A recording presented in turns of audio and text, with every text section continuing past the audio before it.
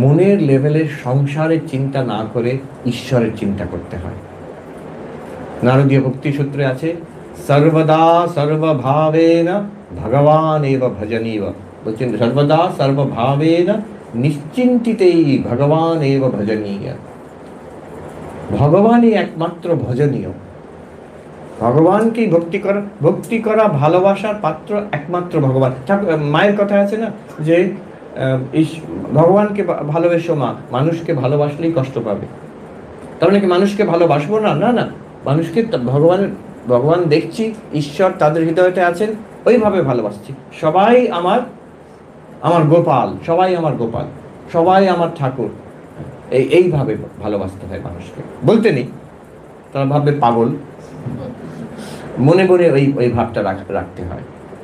যে আমরা দেখি, আমি জয়নিং তার আগের থেকেও দেখছি যে মহারাজরা এত বড় বড় কাজ করেন অথচ এত শান্ত, এত আনঅ্যাটাচড, নিষ্প্রিয় কি করে থাকতে পারেন?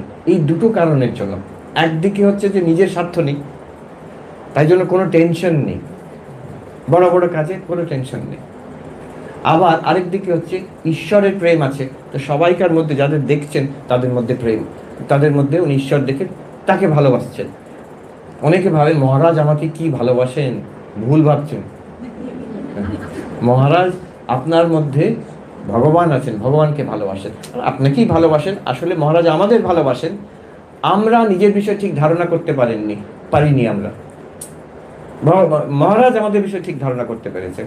মহারাজ জানেন যে আমাদের অন্তর্নিহিত, আওয়ার ডিপেস্ট লেভেল ঈশ্বর বই কিছু নেই, আমরা বুঝতে পারি না, তিনি বুঝতে পারেন। তিনি সেই স্তরে আমাদের ভালোবাসেন। তার জন্য আমাদের কিন্তু আরো হৃদয়স্পর্শী হয়। এই ভালোবাসাটা একটা অদ্ভুত ভালোবাসা, যেটা কোনো সংসারের ভালোবাসার মধ্যে পড়ে না, আরো গভীর। তিনি ঠিক দেখছেন। সিনিয়র সাধুরা যারা অধ্যাত্ম জীবনে অনেক এগিয়ে গেছেন, তারা আমাদের মধ্যে ঈশ্বর দেখেন, তাই জন্য সবাইকে ভালোবাসেন। আমার মনে আছে তারা কিন্তু নির্বিশেষে, ভালো মন্দ নির্বিশেষে ভালোবাসেন। আমার এখনো মনে আছে, আমি যে আশ্রমে আমি যোগদান করেছিলাম, একজন ব্রহ্মচারী মহারাজ খুব উৎপেতে, আমরা সবাই তার বিরুদ্ধে হয়ে গেছিলাম, অনেক ঝামেলা করতো।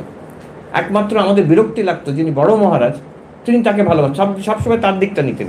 অথচ সে ছেলেরা দুষ্টু ছিল, কিন্তু সবসময় তার দিকটা নিতেন। একদিন আমরা জিজ্ঞেস করলাম, মহারাজ এটা কি ঠিক হচ্ছে? ও এত রকম একটা উৎপাত করছে আর আপনি সবসময় ওকে প্রশ্রয় দিয়ে যাচ্ছেন। উনি বললেন, উনি সব জানেন।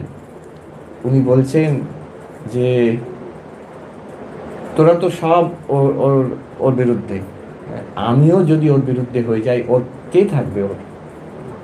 ওর পক্ষে কে থাকবে? Who will be on his side? একবার এরকম একজন সাধু কিছু গোলমাল করেছেন, আমাদের কর্তৃপক্ষ বেলুড় মঠে ঠিক করেছে ওকে তাড়িয়ে দেওয়া হবে। এটা আমি ঠিক জানি না শঙ্করানন্দ মহারাজের ঘটনা না রাজা মহারাজের ঘটনা, কেউ বলতে পারবেন, হয় শঙ্করানন্দজি না রাজা মহারাজের। তো শঙ্করানন্দজি মহারাজকে বলা হলো যে, কিংবা রাজা মহারাজকে বলা হলো, মহারাজ কালকে ওই সাধুটি চলে যাবে। তো রাজা মহারাজ বলছেন, তোমরা একটা কাজ করো, তোমরা ওই গঙ্গার ওপারে, মঠ দিকে গঙ্গার এপারে একটা ছোট কুটিয়া করে দাও। কি কেন মহারাজ, কি হবে? তাতে ও থাকবে আর আমি থাকবো। আপনি থাকবেন? হ্যাঁ, তোমাদের তো এই বড় মঠ আছে, মঠ বাড়ি আছে, সব তোমরা সুখে থাকো, ওর তো কেউ নেই, আমি ওর সঙ্গে থাকবো। তো তখন সবাই চমকে গেল, না মহারাজ ঠিক আছে, ও থাকুক। এই যে ঈশ্বর দেখছেন, তিনি কিন্তু ভালো মন্দ দেখছেন না, তিনি দেখছেন আমার প্রভু, আমার প্রিয়, আমার ঠাকুর ওর মধ্যে আছে, এইভাবে। তারপরে তাকে যেমন ভাবে শিক্ষা দেওয়া, যেখানে বকতে হবে ভালোবাসা করে। স্বামীজি বলছেন যে এক জায়গায় একটি মঠে কাজ করতো ছেলে, তার বিষয়ে বলছেন যে I can give up my life if necessary for him, and if it necessary for his good I can hang him from that tree. তার ভালোর জন্য আমি জীবন পার করতে পারি, আর তার যদি মঙ্গল হয় মনে করে, তা ওকে ওই গাছ থেকে ফাঁসি দিয়ে দিতে রাজি আছেন। কারণ যদি কঠোর হতে পারেন না তা না, খুব কঠোর হতে পারতেন, কিন্তু সবসময় মঙ্গল কামনা। তার ভেতরে অন্তর্নিহিত দেবত্ব দেখছেন, সেই দেবত্ব জাগিয়ে ওঠা উদ্দেশ্য, শুধু সেন্টিমেন্টাল ভালোবাসা উদ্দেশ্য না। তো ঈশ্বরকে ভালোবাসা সবাইকার মধ্যে, নিশ্চিন্তিতেই, বলছেন চিন্তা ছেড়ে দিয়ে, সব রকম চিন্তা ছেড়ে দিয়ে ভগবানকে ধরে রাখো। আমি ঈশ্বরকে ভালোবাসতে পারছি না, এইটাই আমার চিন্তা। আমি ঈশ্বরকে ডাকতে পারছি না, এটাই আমার চিন্তা। টাকা পয়সা চিন্তা নেই, বাড়ি ঘরের চিন্তা নেই, মানুষ কিভাবে আসতে যাচ্ছে, ও সব হয়ে যাবে, ও সব হয়ে যাবে কম বেশি। ওগুলোকে ধরলে সংসার ধরা হলো, ঈশ্বরকে ধরলে সংসার থেকে মুক্তি হয়ে যাবে। নিশ্চিন্তিতেই, কোনো চিন্তা ছাড়া। এই ঘটনা আমি বলেছিলাম আগেও, আমাদের মুখ শান্তির মাঝে ঘটনা।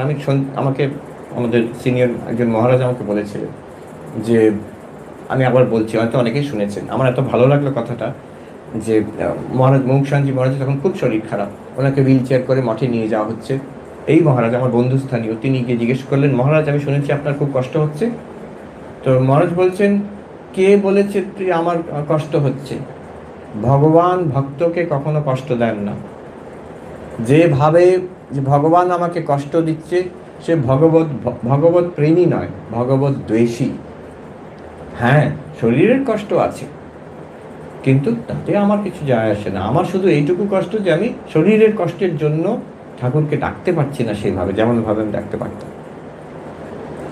এই দেখুন, আমি সঙ্গে সঙ্গে মনে হলো বেদান্ততে পঞ্চদশী নামক যে গ্রন্থ বেদান্তের, একদম সেই গ্রন্থতে একটি চ্যাপ্টার আছে, সেটার পুরো চ্যাপ্টারটাই হচ্ছে জীব সৃষ্টি আর ঈশ্বর সৃষ্টি। সেখানে বলা হচ্ছে ঈশ্বর সৃষ্টি মানুষকে কষ্ট দেয় না, জীব সৃষ্টি মানুষকে কষ্ট দেয়। ঈশ্বর সৃষ্টি কি? এই জগৎ, এই শরীর, এটাও কিন্তু আমাদের কষ্ট দেয় না। কি করে? এই শরীরেই তো রোগ হয়, এই সংসারেই তো সব রকম ঝামেলা, তাহলে ঈশ্বর কি করে কষ্ট দিচ্ছেন না? না। কষ্ট কখন হয়, কার হয়? দেখুন, একই শরীরে থেকে একই ক্যান্সার ভোগ করে ঠাকুর কিন্তু মহানন্দে বেরিয়ে গেলেন। তাহলে যে ঈশ্বর সৃষ্ট যে জগৎ, ঈশ্বর সৃষ্টি যে এই আমাদের এনভায়রনমেন্ট, এই শরীর, অন্য মানুষ, এরা কষ্ট দেয় না। কষ্ট দিচ্ছে যে আমাদের অজ্ঞান। বেদান্ত দৃষ্টিতে বলছি, আমরা ভাবছি আমি শরীর, আমি এই শরীরে বেঁচে থাকবো, হ্যাঁ, আমি সুস্থ থাকলে আমি ভালো, শরীর অসুস্থ হয়ে গেলে আমি অসুস্থ হয়ে গেছি। এটা কিন্তু আমাদের অজ্ঞান। এই অজ্ঞান কেটে যারা বেরিয়ে গেছেন, ঠাকুর, হরি মহারাজ, আবার মুমুক্ষানন্দজি একই কথা বলছেন ভক্তির দিক থেকে। তারা কিন্তু কোনোদিন বলছেন না যে এই শরীরে আছে, শরীরে রোগ আছে, ব্যথা আছে, কিন্তু বলছেন এটা আমার কোনো কষ্ট না। ঈশ্বর সৃষ্টি মানুষকে কষ্ট দেয় না। জীব সৃষ্টি মানে যেগুলো আমরা মেনে নিয়েছি অজ্ঞানবশত, সেইগুলো আমাদের কষ্ট দেয়। আমার আরো চাহিদা, আমার কেন এরকম হলো, তার থেকে কষ্ট হয়। এই যে আমি নিশ্চিন্তিতেই ভগবান এব ভজনীয়। কে ভজনীয়? হচ্ছে ভগবান প্লাস টাকা প্লাস আমার নাম যশ প্লাস আমার ফেসবুক, এগুলো হচ্ছে ভজনীয় না। ভগবান এব, একমাত্র ভগবানই ভজনীয়। ভগবানকেই ভক্তি করা উচিত, ভক্তি করার যোগ্য। সর্বদা সর্বভাবে না, সবসময়, শুধু জপ ধ্যান করার সময় নয়, শুধু পুজো করার সময় নয়, সবসময় জীবনটা এইভাবেই কাটবে। আর সর্বভাবে না, বিভিন্নভাবে হতে পারে, কেউ কৃষ্ণ রূপে, কেউ রাম রূপে, কেউ আল্লাহ রূপে হতে পারে, আবার কেউ ধ্যান করে, কেউ স্তব পাঠ করে, কেউ পূজা করে, কেউ সদ্গ্রন্থ পাঠ করে, কেউ প্রার্থনা করে, কেউ জপ ধ্যান করে। সর্বভাবে না ভগবান এব ভজনীয়। তাতে কি হবে? শান্তি হবে, আরো গভীর শান্তি হবে।